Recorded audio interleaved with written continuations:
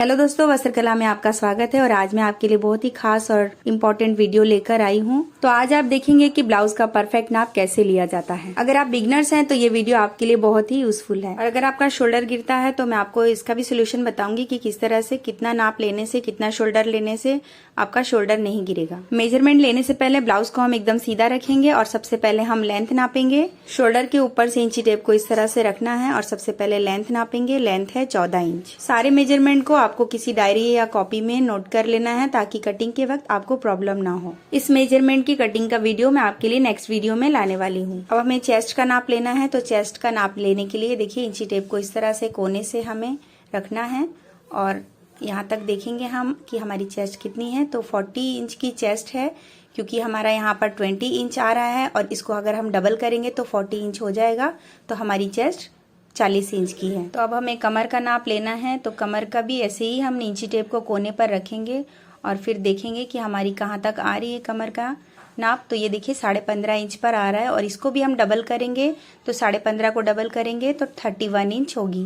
तो इसका मतलब हमारी कमर 31 इंच की है। तो ब्लाउज में सबसे इम्पोर्टेंट होता है टक्स पॉइंट का नाप। तो मैं आपको दिखाऊंगी कि टक्स पॉइंट का नाप कैसे लिया जाता है। देखिए, इस तरह से आपको नाप लेना है। शोल्डर से इंची टेप को यहाँ पर रखना है और हमें नीचे वाली टक्स देखनी है। जो हमारी नीचे टक्स आती है उस टक्स पर हम देखना है हमें कि हमारी आखिरी स्टिच कहाँ तक है, वहां तक हमें देखना है।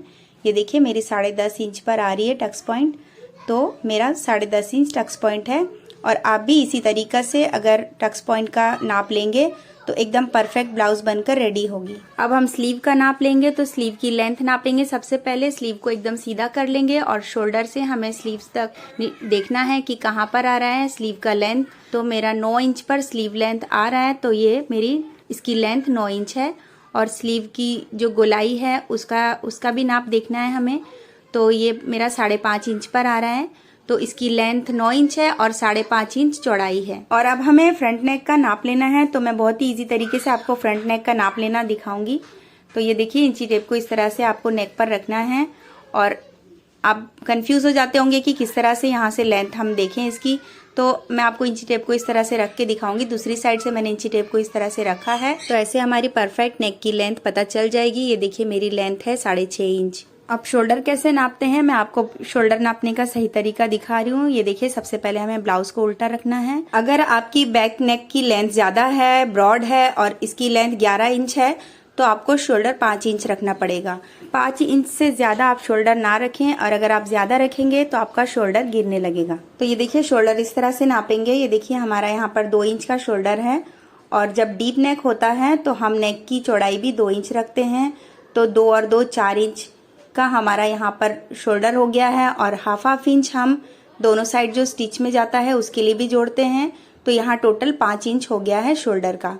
तो हमारा 5 इंच शोल्डर है। तो इस तरह से शोल्डर का मेजरमेंट लेने से कभी भी आपका शोल्डर नहीं गिरेगा और आर्म होल भी कभी भी लूज नहीं होगा और फिटिंग भी बहुत अच्छी आएगी। अब हम बैक नेक का नाप लेंगे। तो ये देखिए, मेरी बैक नेक की लेंथ है 11 इंच। तो इसकी लेंथ 11 इंच हम रखेंगे। तो फ्रेंड्स, मेजरमेंट लेना कंप्लीट हो गया है और मैंने आपको बताया है कि ब्लाउज से मेजरमेंट किस तरह से लिया जाता है। लेकिन अगर आपको कटिंग का वीडियो देखना है तो मेरे आने वाले नेक्स्ट वीडियो में देख सकते हैं। और कटिंग करते वक्त उसमें एक्स्ट्रा मार्जिन भी लेते हैं, इसीलिए आप उसका वीडियो जरूर देखें। और अगर आपको मेरा वीडियो यूजफुल लगा है तो लाइक, शेयर, सब्सक्राइब करना मत भूलिएगा और वीडियो को आखिरी तक देखने के लिए थैंक यू।